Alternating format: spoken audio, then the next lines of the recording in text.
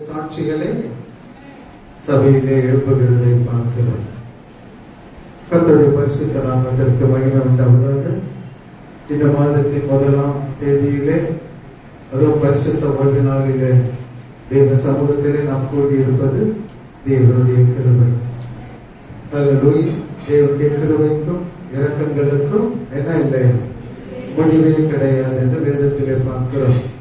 வேதத்திலே நாம் பார்க்கிறோம் 84:12 சங்கீதத்திலே கர்த்தரை நம்பி இருக்கிறவர் யாரா? பாக்கியவான். அதே நீதிமொழிகள் 16:20 பார்க்கிறோம் கர்த்தரை நம்புகிறவன் பாக்கியவான். அது ரெண்டு வித்தியாசம் என்ன? நம்பி இருக்கிறவனும் பாக்கியவான், நம்புகிறவனும் பாக்கியவான் பார்க்கிறோம். அடுத்தது பார்க்கும்போது சங்கீதம் 32:10 வாசிக்கும் போது கர்த்தரை நம்பி இருக்கிறவனையோ எனவா கிருபை சூழ்ந்து கொள்ளும் என்று வேதாகமத்திலே பார்க்கிறோம். யார கிருபை சூழ்ந்து கொள்ளும் அப்படின்னு நம்ம பார்க்கும்போது வேதாகமத்திலே அநேக காரியங்களை நமக்கு கொடுக்கப்பட்டிருந்தாலும் கூட இன்றைக்கு நம்பிக்கை, நம்பிக்கையில ஒருவேளை சோர்ந்து போய் இருக்கிறான், ஒருவேளை நம்பிக்கை அற்றவர்களா நம்ம இருக்கலாம். நடக்கிறதான காரியங்கள் நம்மை நம்பிக்கையிலே பலவீனம் அடைய செய்யலாம். இத்தனை காரியங்களும் அப்படி நம்முடைய நம்பிக்கையிலே குறைவுபட்டதான வேலையிலே நடக்குமே என்றால் தேவன் வைத்திருக்கிறதான காரியத்திலே நம்ம ஒண்ணும் என்ன இல்லை, உண்மை உள்ளவர்களா இல்லைன்னு அர்த்தம். நீ நம்பின அந்த நம்பிக்கையிலே நீ உன்னால் என்ன இல்லை, உறுதி இல்லை.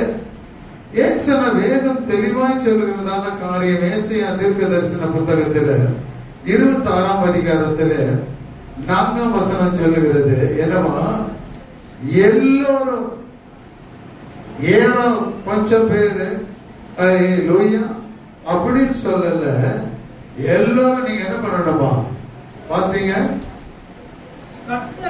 கர்த்தரை பாருங்க, கர்த்தரை என்றென்றைக்கும் நம்புங்கள், கர்த்தராகிய யெகோவா யாரா இருக்கிறாரா? யெகோவாகிய தேவன் நமக்கு நித்திய கண்மலையா இருக்கிறார். அப்ப நாம என்ன பண்ணணுமா, எல்லா சூழ்நிலையிலும் அந்த நித்திய கண்மலையாகிய தேவன் மேல நமக்கு என்ன இருக்கணும், நம்பிக்கை இருக்கணும். அந்த நம்பிக்கை எப்படி இருக்கணும்னு சொல்லிட்டு பார்க்கும்போது அதே 3ஆம் வசனம் அழகா சொல்லுது பாருங்க, அதே வாசிங்க. எப்படியா? ஹல்லேலூயா. தேவனை உறுதியாய் பற்றி கொண்டிருக்கிற மனதை உடையவன் எப்படியா? உண்மையே நம்பி இருக்கிறபடியால் நீ அவனை பாருங்க எப்படி காத்துக் கொள்ளுவாரா? பூரண சமாதானத்தோடு கூட காத்துக் கொள்ளுவார். அதனால நீ என்ன பண்ண, எல்லா சூழ்நிலையிலும் உன்னை காத்து கொள்ளுகிறவரை நீ என்ன பண்ணிட்டு கொண்டு இருக்கணும், கண்மலையாகி அவர் மேல உனக்கு நம்பிக்கை இருக்கணும். அந்த நம்பிக்கை எப்படி இருக்கணும்னு சொன்ன, எப்படி இருக்கணும் அந்த நம்பிக்கை? உறுதியாய் தேவனை பற்றி கொண்டதான மனதுடைய இருதயத்தில் அவனுக்கு என்ன இருக்கணும், தேவனை குறித்ததான உறுதி. அந்த நம்பிக்கை எப்படி இருக்கணும்னு சொன்னா, அசைவாடுகிறபடி பின்வாங்கி போனவனாய் காணப்படாதபடிக்கு அந்த சத்தியத்துக்குள்ளே தேவனுக்குள்ளே நீங்களும் நானும் எப்படியா இருக்கணும்னு சொன்னா, உறுதியாய் நிற்கணும்னு சொல்லிட்டு அழகா சொல்றான். உறுதியாய் நம்புகிற மனதுடையவனுக்கு தேவன் கொடுக்கிறதான முதலாவது காரியம் என்னன்னு சொன்னா, சமாதானத்தை தந்து அவன் எப்படி பண்ணுவாரா? அது எப்படிப்பட்ட சமாதானமா?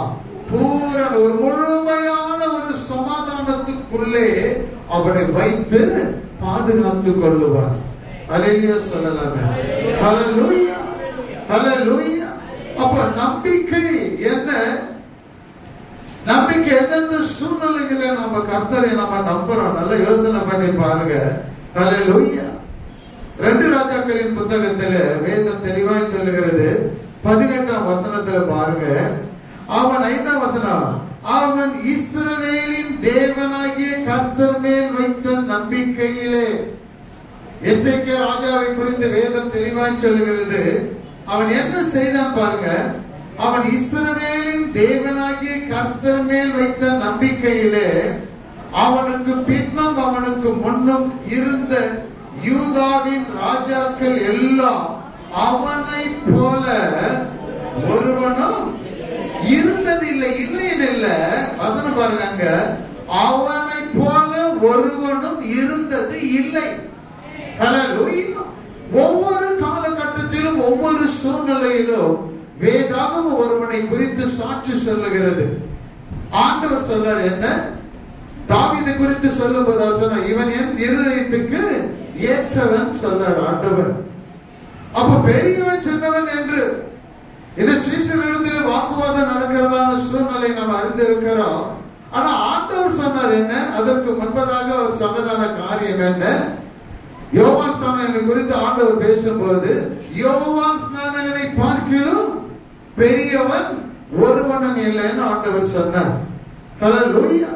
மோசேயை குறித்து ஆண்டவர் சொல்லும் போது, அவன் வீட்டில் எங்க உண்மை உள்ளவனாய் இருந்தான். ஒரு சாட்சி பாருங்க, மோசேயை போல ஒரு சாந்த குணம் உள்ளவன் பூமியிலே இல்லை. யோபுவை குறித்து தேவன் சாட்சி கொடுக்கிறார். யோபுவை போல பூமியில ஒருவனும் இல்லை. அந்தந்த சூழ்நிலையிலே வருகிறதான வேளையிலே ஒவ்வொருவனை தேவன் என்ன பண்றார்? நமக்கு ஒரு சாட்சியாக எடுத்து காட்டுகிறதை பார்க்கிறோம். அதனால்தான் எபிரேயர் 12:1 மேகம் போன்ற இந்த இத்தனை திரளான சாட்சிகள் நம்ம என்ன பண்ணிட்டு இருக்குதா? சூழ்ந்து நிற்கிறது. நீ பார்க்கிறவனுடைய இடம் எதுன்னு சொன்னா சாட்சிகளை கவனிக்க வேண்டும். அந்த சாட்சிகளை கொடுத்ததான ஆண்டவரை நீ நினைவுபடுத்தப்படிதான் இத்தனை சாட்சிகள் நம்மை சுற்றி இருக்கிறது என்பதை நாம் மறந்து போய்விடக் கூடாது. அப்ப இவன் எப்படி ஆண்டவர் மேல வைத்த நம்பிக்கையில அவனுக்கு முன்னாலும் பின்னாலேயும் ஒருவனும் இருந்தது கிடையாது, ஒருவனும் அரசாட்சி பண்ணது கிடையாது. அவனுக்கு வந்த சூழ்நிலை நீ வீட்டுல போய் நீங்க படிச்சு பாருங்க. என்ன சனகரிப் அசீரியா ராஜா என்ன பண்ண? அவனுக்கு விரோதமா எழுப்புறான். அந்த ஜனங்கள் இடத்துல ஒரு குழப்பத்தை உருவாக்குறான். எசேக்கியா ராஜா இப்படி எல்லாம் சொல்லுவான், உங்க மனதெல்லாம் குழப்புவான், நீங்க அதை நம்பாதீங்க, என் கைக்கு தப்பு வைக்க ஒருவனாலும் முடியாது. ஆனால் அவன் பேச்ச கேட்டுட்டு நீங்க என்ன பண்ணக்கூடாது? அழிஞ்சு போயிடக்கூடாதுன்னு சொல்லிட்டு அவன் உபதேசம் பண்ணுகிறதை பார்க்கிறோம். ஆனா இவன் என்ன சொல்றான்னு சொன்னா, அவனோடு கூட இருக்கிறவர்களையும் தானும் தன்னோடு கூட இருக்கிறவர்களையும் அவன் வேறுபடுத்தி அவன் ஆலோசனை கொடுக்கிறதை பார்க்கிறோம். அழகா சொல்லப்பட்டிருக்கிறது என்னவா? 2 நாளாகவும் 32:7-8 வாசிக்கும் போது அவன் சொல்லுவான், அவங்க எல்லாம் யாரு, நாம யாரு? ஒரு வித்தியாசப்படுத்தி காட்டுறான். இந்த வித்தியாசம் எப்படி வருதுன்னு சொன்னா, தேவன் மேல நம்பிக்கை இல்லாமல் இந்த வார்த்தை அவனால சொல்ல முடியாது, உங்களாலே என்னாலையும் சொல்ல முடியாது. ஹல்லேலூயா. சாட்சி சொல்றாங்க என்ன? எல்லாமே ஆண்டவர் தான், ஆண்டவருடைய கிருபை தான். ஆண்டவர் செய்ய நினைக்கிறதான காரியங்கள் ஒருபோதும் ஒருவனுக்கும் அது தடைபட்டு போவது கிடையாது. அதை எடுத்து வாசிங்க. 2 நாளாம் 32ஆம் அதிகாரம் 7-8. நீங்கள் திடன் கொண்டு தைரியமாயிருங்கள். என்னவா? நீங்கள் திடன் கொண்டு தைரியமாயிருங்கள்.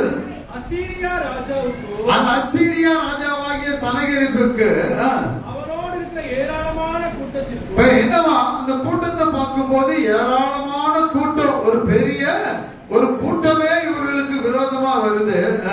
பயப்படாமலும் பாருங்க, அந்த பெரிய கூட்டத்திற்கு நீ பயப்படாமலும் கலங்காமலும் இருங்கள். கலங்காமலும் நீங்க இருங்க. அவனோடு இருக்கிறவர்களை பார்க்கிறோம். பாருங்க என்னவா? திரளான கூட்டம் வேற சொல்லிட்டான். ஆனா ஜனங்களை எப்படியாக அவன் வழி நடத்துறான் பாருங்க. வாசிப்பா. அவரோடு இருக்கிறவர்களை பார்க்கிறோம். அவர்களோடு கூட இருக்கிறவர்களை பார்க்கிறோம். நம்மோடு இருக்கிறவர்கள் அதிகம். நம்மோடு கூட இருக்கிறவர்கள் எப்படி அதிகம்? அவனோடு இருக்கிறது மாம்ச மாம்சப்பிரியம். என்ன அவன் சொல்ற அடுத்து நம்மோடு கூட இருக்கிறவங்க அதிகம். இரண்டாவது காரியம் முக்கியம் என்ன, அவர்களோடு கூட இருக்கிறவர்கள் யாரா, மாம்சத்தின்படி வருகிற மாம்ச பயம். அவங்க நமக்கு துணை நிற்கிற பாருங்க, அவங்களோடு கூட வரவங்க மாம்சத்தோடு கூட தன்னுடைய பலத்தை நம்பி, குதிரையை நம்பி, பட்டயத்தை நம்பி வரானுங்க. ஆனா நம்மோடு கூட நம்முடைய யுத்தங்களை நடத்த நம்மோடு இருக்கிறவர், நம்முடைய யுத்தங்களை நடத்த நம்மோடு இருக்கிறவர் நம்முடைய தேவனாகிய கர்த்தர். போதும், நம்முடைய தேவனாகிய கர்த்தர். ஹல்லேலூயா. இது எப்படி இந்த அறிக்கை, எப்படி இப்படிப்பட்டதான வார்த்தையை சொல்லி தன்னோடு கூட இருக்கிறதான அந்த யுத்த வீரர்களுக்கு அவர்களை தேற்றி பலப்படுத்தும்படி அவன் பேசுகிறதை பார்க்கிறோம். திரளான கூட்டம். ஆனா அந்த திரளான கூட்டத்தை பார்த்துட்டு தன்னுடைய கூட்டத்தை பார்த்து சொல்றா, அந்த கூட்டத்துக்கு நீங்க பயப்படாதீங்க. ஏன் காரணம் என்ன, அவர்கள் நம்மை எதிர்த்து வருகிறதுடைய நோக்கம் என்னன்னு சொன்னா, அவர்கள் மாம்ச பயத்தோடு கூட, மாம்ச சிந்தையோடு கூட, தனக்கு இருக்கிற பலத்தோடு கூட தன்னுடைய படையின் மூலமாக மேற்கொள்ளலாம் என்று எண்ணி அந்த காரியத்தோடு கூட தான் வராங்க. ஆனா இவன் சொல்றான் என்னன்னு சொல்லிட்டு, அவர்களோடு கூட இருக்கிறவர்களை காட்டில நம்மோடு கூட இருக்கிறவங்க அதிகம். ஹல்லேலூயா. அப்ப இங்க அதிகம் முன்னாலே சொல்ல இல்ல, ஆனா சொல்ல என்ன, யுத்தம் செய்கிறவர், நமக்காக அவர்களோடு கூட யுத்தம் செய்கிறவர் யாருன்னு சொன்னா, நம்மோடு கூட இருக்கிறதான தேவனாகிய கர்த்தர். ஹல்லேலூயா. அது எதனால இந்த வார்த்தையை சொல்றேன்னு சொன்னா, திரளான கூட்டத்தை பார்த்து பயப்படாத இப்படிப்பட்ட ஒரு ஆலோசனை கொடுப்பதற்கு என்ன காரணம் சொன்னா, அவன் தேவன் மேலே வைத்த நம்பிக்கையில அவனுக்கு முன்னும் பின்னும் ஒருவனும் இருந்தது இல்லை. ஜனங்களுக்கு நம்பிக்கை இல்லாம இருக்கலாம், போர் வீரர்களுக்கு நம்பிக்கை இல்லாம இருக்கலாம், ஆனால் இந்த ராஜாவுக்கு நம்பிக்கை இருக்குது. என்ன, அவர்களோடு கூட யுத்தம் பண்ணுகிறவர் நம்மோடு கூட இருக்கிறார். அவர்களை காட்டிலும் நம்மோடு இருக்கிறவங்க கூட்டம் அதிகம். ஹல்லேலூயா.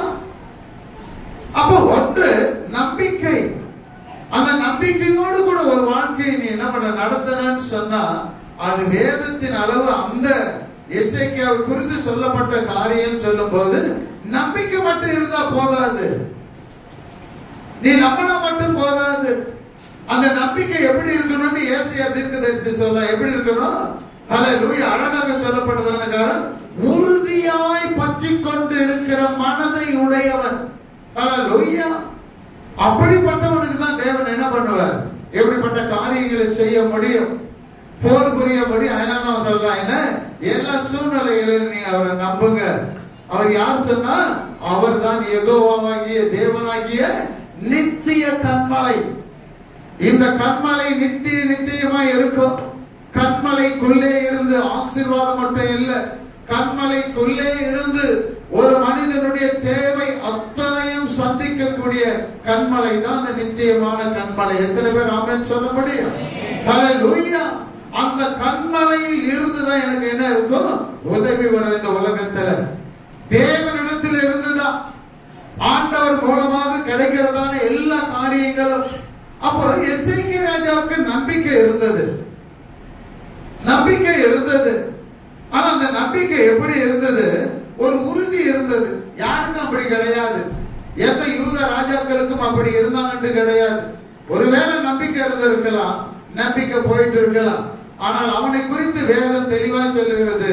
2 ராஜாக்களின் 18ஆம் அதிகாரத்தில் பாருங்க, அவன் இஸ்ரவேலின் தேவனாகிய கர்த்தரின் மேல் வைத்த நம்பிக்கையிலே அவனுக்கு பின்னும் அவனுக்கு முன்னும் இருந்த யூதாவின் ராஜாக்கள் எல்லாம் அவனை போல ஒருவனும் இருந்தது இல்லை.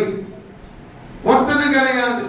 அடுத்த வசனம் தெளிவா சொல்லுது பாருங்க, அவன் கர்த்தரை விட்டு பின்வாங்காமல். ஒருவேளை என்ன, ஒரு திரளான கூட்டம் வருது, வலிமை படைத்த ராஜா வரான், ஒரு கோலியாத்தை போல வரான், அவனை மேற்கொள்ளவே முடியாது ஜனங்கள்லாம் நினைக்கிறாங்க, நினைச்சாங்க, உண்மைதான், இல்லைன்னு சொல்லல. அப்படிப்பட்ட ஒரு சூழ்நிலை வந்ததுன்னா அந்த இஸ்ரேல் ஜனங்க பின்னோக்கி ஓடினது போல இவன் ஓடல பாருங்க. ஏன்னு சொன்னா சூழ்நிலைகள் மாறினாலும் அவனுக்கு விரோதமாய் எழுப்பி வந்தாலும் கூட அவனை குறித்து சொல்லுது, அவன் கர்த்தரை விட்டு பின்வாங்காமல் அவரை சார்ந்திருந்து. ஒன்று நம்பிக்கை, இரண்டாவது என்ன, சூழ்நிலைகள் அவனுக்கு விரோதமாய் வரும்போது பின்னிட்டு ஓடாதபடிக்கு அந்த நேரத்தில் என்ன பண்ணிருந்தவன், தேவனை சார்ந்து கொண்டான். அவன் ஹல்லேலூயா, கர்த்தரை சார்ந்து கொண்டான். அந்த கர்த்தரை சார்ந்து கொண்டதான வேலையில பாருங்க, கர்த்தர் அது மட்டும் கிடையாது, கர்த்தர் மோசேக்கு கற்பித்த அவருடைய கற்பனைகளை கை கொண்டு வந்தான், இல்ல கை கொண்டு நடந்தான். ஹல்லேலூயா. எத்தனை காரியங்கள் எசேக்கியா ராஜாவினிடத்தில் இருக்கிறது என்பதை நாம் அறிந்து கொள்ள வேண்டும். ஒன்று நம்பிக்கை, அந்த நம்பிக்கையிலே அசையாமல் உறுதியா இருந்தான். இரண்டாவது காரியம் என்ன, அவன் சூழ்நிலை வரும்போது, எதிரிட்டு வரும்போது நம்பிக்கை இழந்து பின்னோக்கி ஓடாதபடிக்கு தேவனை அவன் சார்ந்து கொண்டு இருந்தான். மூன்றாவது காரியம் என்ன, தேவன் மோசேக்கு கொடுத்ததான அந்த கட்டளைகளின்படி, கற்பித்த கட்டளைகளின்படி அவன் என்ன செய்தானா, நடந்தான். இத்தனை காரியங்களை செய்து கொண்டு வந்தபடியினாலே தேவன் எப்படி இருப்பார் பாருங்க. அடுத்த வசனம், ஆகையால் மேலே சொல்லப்பட்ட இந்த காரியத்தை நிமித்தம், ஆகையால் கர்த்தர் அவனோடு இருந்தார். எத்தனை பேர் ஆமென் சொல்லுவீங்க? நம்பிக்கை மட்டும் கிடையாது, சூழ்நிலை உனக்கு விரோதமாய் வரும்போது நீ எப்படி நிக்கணும், உறுதியாக நிக்கணும். எப்படி அந்த நம்பிக்கை உனக்குள்ள உறுதியா இருக்குமே ஆனால் நீ சூழ்நிலையை நீ பார்க்கவே மாட்ட, ஆளை பார்க்க மாட்ட, வருகிறவன் யாரும் பார்க்க மாட்ட, எப்படிப்பட்டவன் நீ பார்க்க மாட்ட. காரணம் என்ன, உன்னோடு கூட இருக்கிறவர், உன்னை நடத்துகிறவர், நீ யார நம்பி இருக்கிறேன் என்கிறதான அந்த அறிவு உனக்கு இருக்குமே ஆனால் நீ யாரும் எதுக்கு என்ன பண்ண முடியாது, நாம பயப்படவே மாட்டோம். இத்தனை காரியங்களும் அவன் நடந்தபடியினாலே தேவன் பாருங்க எப்படி இருந்தாரா, ஆகையால் கர்த்தர் அவனோடு இருந்தாரா. இருந்தது மட்டும் கிடையாது, அவன் போகிற இடமெங்கும் அவனுக்கு அனுகூலமாயிற்று. அவன் அசீரியா ராஜாவினுடைய அதிகாரத்தை என்ன பண்ணிட்டாரா, தள்ளிட்டானா. ஹல்லேலூயா. போடா நீயோ உன் அதிகாரத்தை தூக்கி குப்பையில போடுன்னு சொல்லிட்டு அப்படி செஞ்ச காரணம் என்ன, அவன் நடந்ததான வழி நம்பிக்கையோடு கூட தேவனை சார்ந்து பற்றி கொண்டு தேவனாலே கொடுக்கப்பட்டதான அந்த பிரமாணங்களை விலகாதபடி அதிலே அவன் நடந்தான் என்று வேதம் சொல்லுகிறது. ஹல்லேலூயா. அதான் ஆண்டவர் சொன்னார், நானே வழியும் சத்தியம் ஜீவனுமாய் இருக்கிறேன். ஒரு மனுஷனுடைய பாதைக்கு எது வெளிச்சம் என்று பார்க்கும்போது வேதம் சொல்லுகிறது, தேவனுடைய வசனம் பாதைக்கு வெளிச்சம். ஹல்லேலூயா. அப்ப இவன் நடக்க, அந்த நம்பிக்கையிலே நிற்க, தேவனை சார்ந்து கொள்ள எது அவனுக்கு அஸ்திபாரமா இருக்குதுன்னு சொன்னா, ஆண்டவர் சொன்னார், மோசேக்கு கற்பித்ததான அந்த கட்டளையின்படி அவன் நடந்தான். அப்ப தேவன் என்ன பண்ணாரு, யோசுவாவை அழைத்ததான வேளையில அவர் சொல்றாரு என்னன்னு சொல்லிட்டு, மோசேயினுடைய நியாய பிரமாணத்தை நீ என்ன பண்ணணும், ஹல்லேலூயா, கை கொண்டு அதை இரவும் பகலும் என்ன பண்ணணும், தியானம் பண்ணணும். வலதுபுறம் இடதுபுறம் ஒருபோது நீ சாயக்கூடாது. அப்படி நீ காத்துக்கொண்டு நீ நடப்பாயானால் நான் மோசேயோடு கூட இருந்தது போல நான் என்ன செய்வேன், உன்னோடு கூடவே இருப்பேன். இப்ப அந்த நிலை வந்துச்சு பாத்தீங்களா. ஏன் சொன்னா, அதே மோசேயினுடைய கற்பனைகளை கட்டளைகளை பெற்றுக்கொண்டு அதன்படி அவன் நடக்கிறபடியினாலே அவனுக்கு கொடுத்ததான அந்த வாக்கு தத்துவம் இங்கே எசேக்கியா ராஜாவுக்கு நிறைவேறுகிறதை பார்க்கிறோம். அதுதானே உண்மை. அங்க யோசுவாவுக்கு ஆண்டவர் சொன்னார், நீ இரவு பகலும் மோசேயுடைய நியாய பிரமாணத்திலே நீ தியானமா இருந்தினா, இடதுபுறம் வலதுபுறம் நீ விட்டு விலகாதபடி நீ இருந்தினா, அவனோடு கூட இருந்தது போல நான் உன்னோடு கூட நான் இருப்பேன் என்று சொன்னார். அதே போல இவன் அந்த கற்பனைகளை இவன் பெற்றுக்கொண்டு அதன்படி நடந்தபடியினாலே, நம்பிக்கையோடு கூட இருந்தபடியினாலே, தேவனை சார்ந்து கொண்டபடியினாலே, தேவனை விட்டு பின்வாங்காமல் இருந்தபடியினாலே அவனுக்கு கொடுத்த அந்த வாக்குத்தத்தம் இங்கே எசேக்கியாவுக்கு நிறைவேறுகிறதை பார்க்கிறோம். அப்ப எசேக்கியாவுக்கு நிறைவேறுகிறது என்று சொல்லும்போது, நீங்களும் நானும் இரவும் பகலும் அவருடைய கர்த்தருடைய வேதத்திலே நீ பிரியமா இருப்பீங்களானா அப்ப என்ன நடக்கும்? வேதம் தெளிவா சொல்லுகிறது. சங்கீதம் 1ஆம் அதிகாரத்தில் நாம் வாசிக்கிறோம் என்ன? கர்த்தருடைய வேதத்திலே பிரியமா இருந்து இரவும் பகலும் தியானம் பண்ணுகிற மனுஷன் பாக்கியவான். ஹல்லேலூயா! நீ பாக்கியவானா மாறணும்னு சொன்னா, என் ஆண்டவர் கொடுத்ததான அந்த வசனமானது, அந்த கற்பனைகளானது, கட்டளைகளானது உன்னுடைய வாழ்க்கையில உனக்கு ஆசீர்வாதத்தை கொடுக்கணும்னு சொன்னா, அது உன்னுடைய இருதயத்தில் எப்படிப்பட்டதா இருக்கணும்? ஹல்லேலூயா! நம்பிக்கையோடு கூட, தியானத்தோடு கூட, பற்றி கொண்டு வாழ்கிற ஒரு வாழ்க்கையோடு கூட இருக்குமே. ஆனால் வேதம் சொல்லுகிறது, அன்றைக்கு மோசையோடு கூட இருந்த ஆண்டவர், யோசுவாவோடு கூட இருந்த ஆண்டவர், தாவீது சென்ற இடமெல்லாம் சென்ற ஆண்டவர், அடுத்தது எசேக்கியாவோடு கூட இருந்தவர் உங்களோடு கூட என்னோடு கூட இருப்பார் என்பதிலே சந்தேகமே கிடையாது. ஹல்லேலூயா! மோசையோடு கூட முடிந்தது. இன்னைக்கு எசேக்கியாவோடு கூட இருக்கிறதான அந்த வார்த்தையின் மூலமாக ஆண்டவர் சொன்னார், நானும் உங்களோடு கூட இருப்பேன். எப்போ? அந்த நம்பிக்கையில நீ எப்படி இருக்கணும்? மனதை உறுதியுள்ள ஒரு மனதோடு கூட நீ இருப்பாயானால் ஆண்டவர் அழகா சொல்றார், என்ன? உன்னை இந்த பூமியில நான் எப்படி நடத்துவேன், எப்படி காத்துக்கொள்ளுவேன் சொன்னா, உன்னை பயத்தோடு நடுக்கத்தோடு நீ இருக்க மாட்டேன். ஹல்லேலூயா!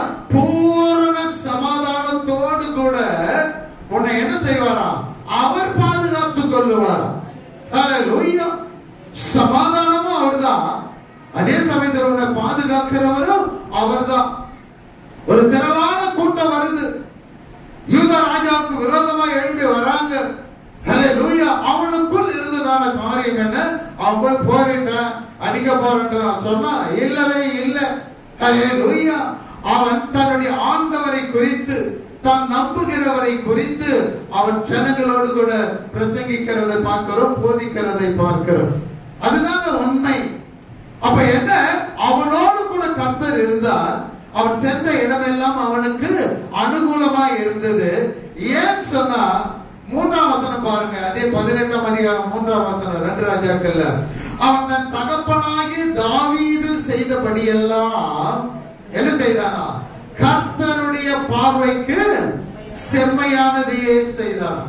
அப்படி கர்த்தருடைய பார்வைக்கு, மனுஷனுடைய பார்வைக்கு அல்ல, ஜனங்களுடைய பார்வைக்கு அல்ல. அவன் செய்தது எல்லாமே தேவனுடைய பார்வைக்கு முன்பதாக தான். அப்ப அவன் வேதம் தெளிவா சொல்லுகிறது என்ன?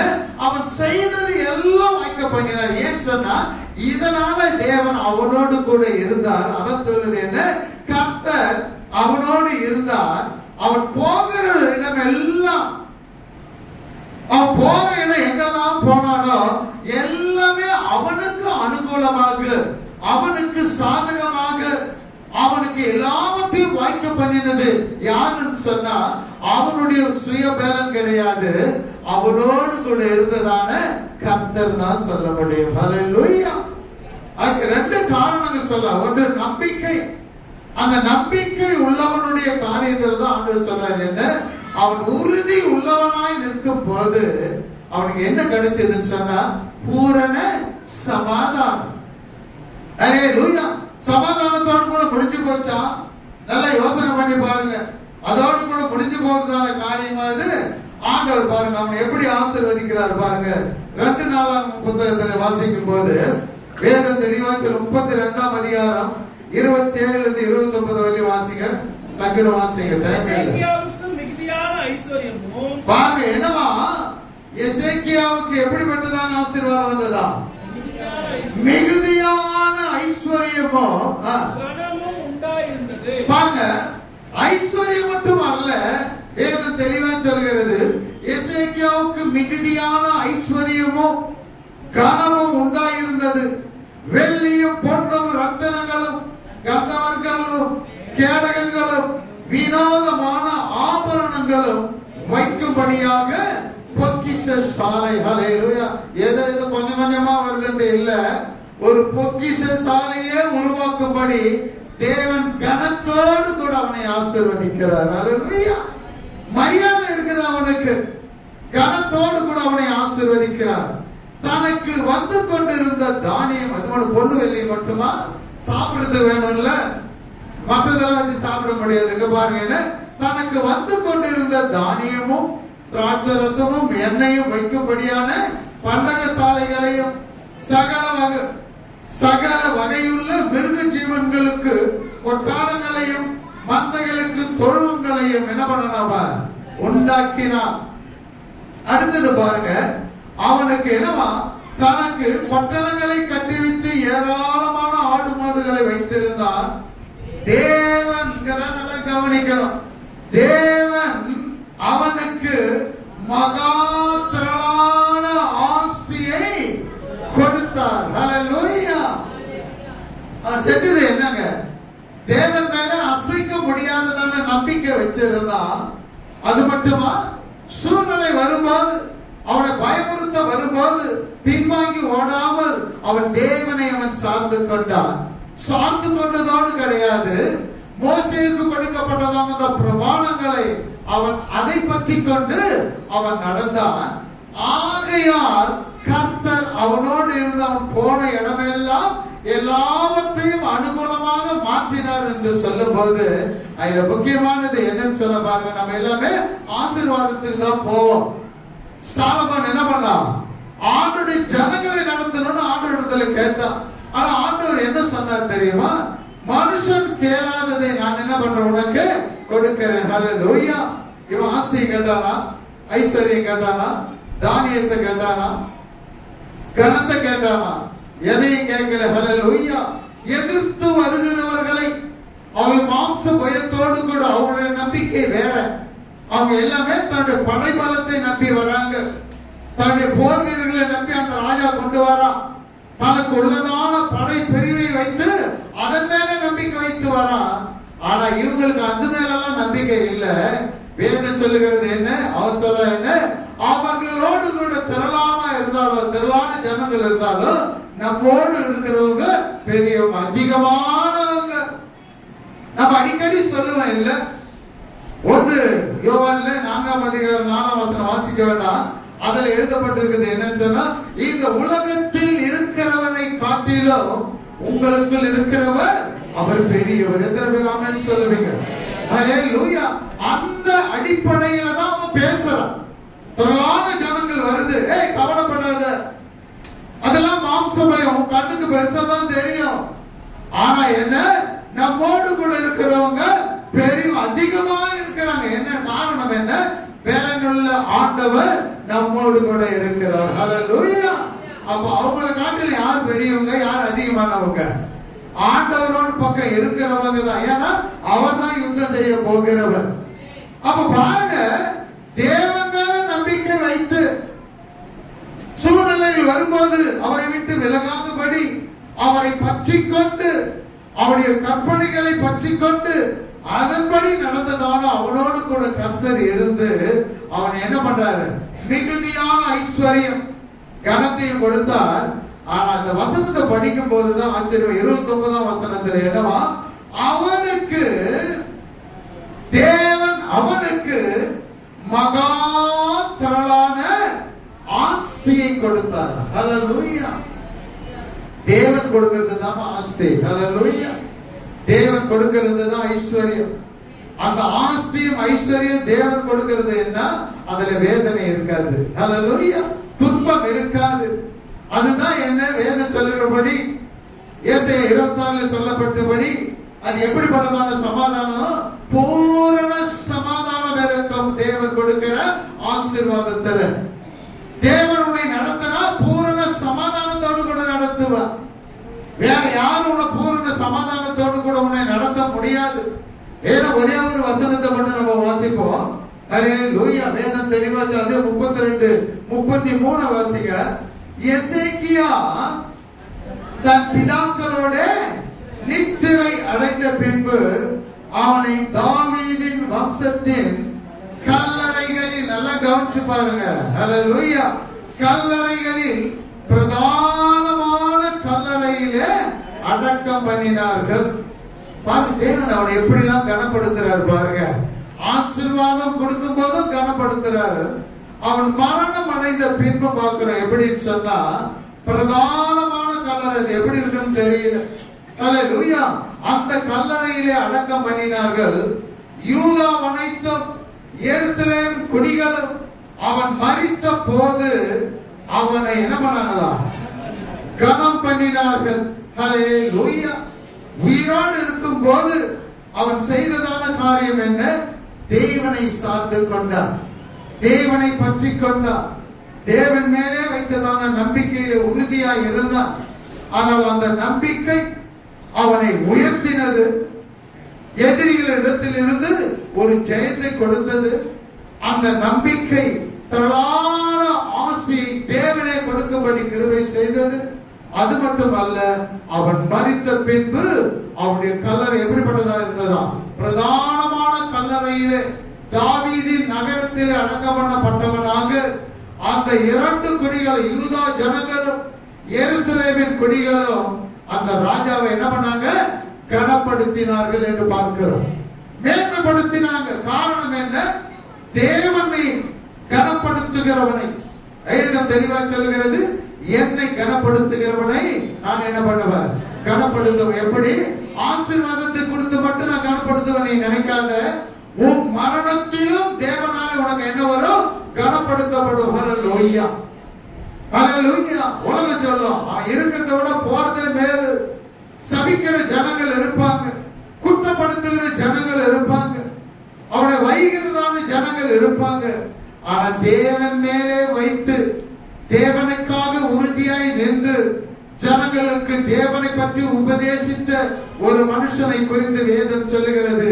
ஆசீர்வாதமும் கனமும் தேவனாலே கொடுக்கப்பட்டு அவனுக்கு நித்திரை அடைந்ததான வேளையில பிரதான ஒரு கல்லறை, எப்படி ஆண்டவராகிய இயேசு கிறிஸ்துவுக்கு முன் குறிக்கப்பட்டதான ஒரு கல்லறை. ஒருத்தனே அதுல அடக்கம் பண்ணது கிடையாது. அல்லேலூயா. அது என்ன? புதிய ஒரு கல்லறை. அந்த கல்லறையில கொண்டு போய் ஆண்டவரை வச்சாங்க. அதை சொல்லலாம் பிரதான கல்லறை என்று. அதே போலதான் எசேக்கியா ராஜாவினுடைய மரணத்திலும் அவருடைய கல்லறையிலும் மரணத்துக்கு பின்பு தேவனாலே அவர்கள் ஜனங்களோடு கூட அல்லேலூயா அவனை கனப்படுத்தும்படி இது எல்லாம் நடக்குதுன்னு சொன்னா அவன் தேவன் மேல வைத்த நம்பிக்கை தாங்க. இன்றைக்கு எத்தனை பேர் அப்படிப்பட்ட நம்பிக்கையோடு கூட இருக்கிறோம்? அதுதான் முக்கியம். நம்பிக்கையிலே அசைவாடிக்கிட்டு இருக்கிறியா? அலசடி பற்றி கொண்டு இருக்கிறியா? இல்ல இல்ல. தேவனை நம்புகிறவன் என்றைக்குமே செழிப்பான். வேதம் சொல்லுகிறது 32ல, தேவனை நம்புகிறவர்களையோ கிருபையானது என்ன பண்ணுமா? சூழ்ந்து கொள்ளும். கிருபை என்கிறது தேவனுடைய பிரசன்னம். கிருபை என்கிறது இன்னொரு அர்த்தம் என்ன? தேவனுடைய வல்லமை. அல்லேலூயா. அவரை நம்புகிற ஒவ்வொருத்தனை சுற்றிலும் தேவ பிரசன்னமும் அவரும் அவன் கூட தான் இருப்பாரு. அவருடைய வல்லமை அவனோடு கூட தான் இருக்கும். ஒருவனும் எழுப்ப முடியாது. பயமுறுத்தலாம், திரளான ஜனங்களை கூட்டிட்டு வரலாம். ஆனா தேவனை நம்பி வருகிற ஒருத்தனும் வெட்கப்பட்டு போனதே கிடையாது. ஆமென் சொல்லுங்க. ஹல்லேலூயா. எல்லாரும் கோலியாத்தை பார்த்து பயந்து ஓடுனாங்க. இஸ்ரவேலர் ஓடுனாங்க. பாப்பா வந்தா ஓடுவாங்க. ஆனா அவனுக்கு முன்பதாக ஒருவனை நிற்க கர்த்தர் அவனை ஆயத்தப்படுத்தி வைத்திருந்தார். ஹல்லேலூயா. ரட்சிப்பு அவன் மூலமா தான் இஸ்ரவேலுக்கு இவனை கொண்டு ஆண்டவர் செய்யணும் தீர்மானிச்சிருந்தார். அவன் வந்தா எப்படி வந்தான்? ஹல்லேலூயா. என்னை கரடியினுடைய கைகள் சிங்கத்தின் வாய்க்கும் தப்பிவித்த சேனைகளுடைய நாமத்தினால் என்ன பண்ற? உன்னிடத்தில் நான் வருகிறேன்னு சொன்னா வந்தது தோல்வி அடைஞ்சா போனா இல்ல. அவனுடைய நம்பிக்கை வீண் போகவே இல்லை. அந்த ஒரு காரியத்தின் நிமித்தமாக என்ன பண்ணா? அவனுடைய வாழ்க்கையே உயர்த்தப்பட்டது. ஹல்லேலூயா. அப்ப பாரு, எசேக்கியா ராஜா நமக்கு ஒரு முன்னோடியாக அவனுக்கு செய்ததான ஆண்டவர் உங்களுக்கு எனக்கும் செய்வார். எந்த விதமான மாற்று கருத்துமே கிடையாது. இந்த புதிய மாதத்திலே உங்களுக்கு எனக்கும் தேவன் கொடுக்கிறதான வார்த்தை என்ன? அவரை சார்ந்து கொண்டு அவர் மேல் நம்பிக்கை வைத்து அவரை பற்றி கொண்டு நீ நடப்பாயானால் தேவன் உன்னோடு கூட இருப்பார். தேவன் உன்னை ஆசீர்வதிப்பார்.